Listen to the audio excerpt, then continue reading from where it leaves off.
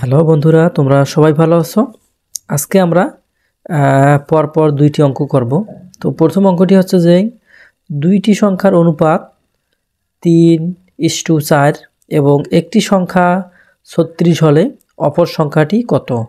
আমরা এখানে দুইটা সংখ্যার অনুপাত দেওয়া আছে, একটি সংখ্যা দেওয়া আছে এবং আরেকটি অজানা একটা সংখ্যা, সেটা কত হবে সেটা আমরা বের করব। এবং পরের অঙ্কটা হচ্ছে যে দুইটি ক্রমিক স্বাভাবিক সংখ্যার অন্তর বলতে বিয়োগ 25, একটি সংখ্যা 12 হলে অপর সংখ্যাটি কত? আমরা এই দুটো প্রায় কাছাকাছি, প্রায় একই রকম অঙ্ক। তো আমরা এই অঙ্কগুলো করব খুব সহজেই। তোমরা দেখো শুরু থেকে শেষ পর্যন্ত।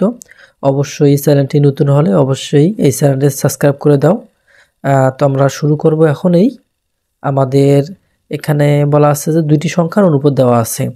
আমরা প্রথমে যে কাজটা করব, আমরা মনে করব বা ধরে নেব। মনে করি আমাদের কি বলা আছে এখানে, যে একটি সংখ্যা দেওয়া আছে, অপর সংখ্যাটি বের করতে হবে। এই যে অপর সংখ্যাটি বের করতে হবে, আমরা ধরে নেই যে অপর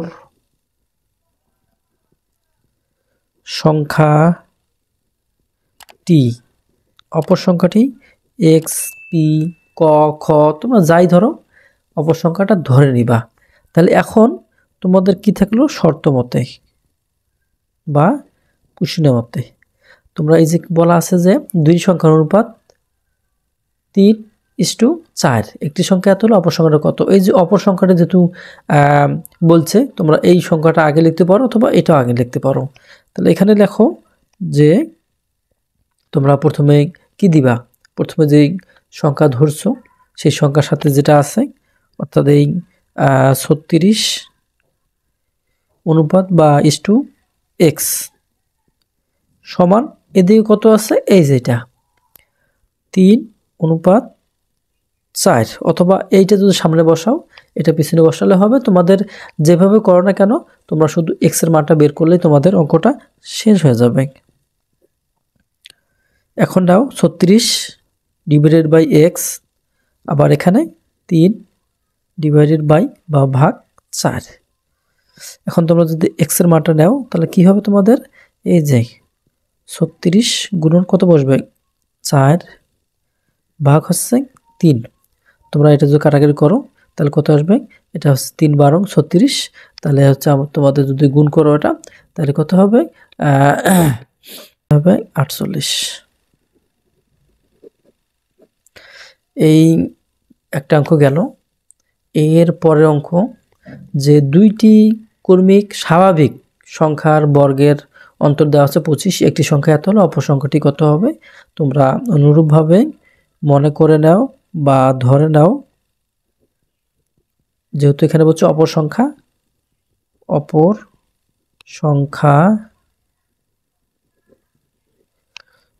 কত, এক্স ধরে নাও।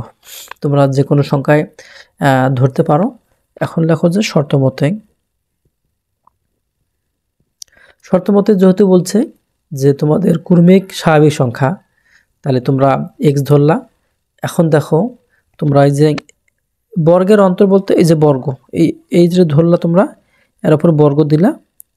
এখন কি দিবা, যেহেতু অন্তর বলছে সেহেতু কি বিয়োগ লিখছো।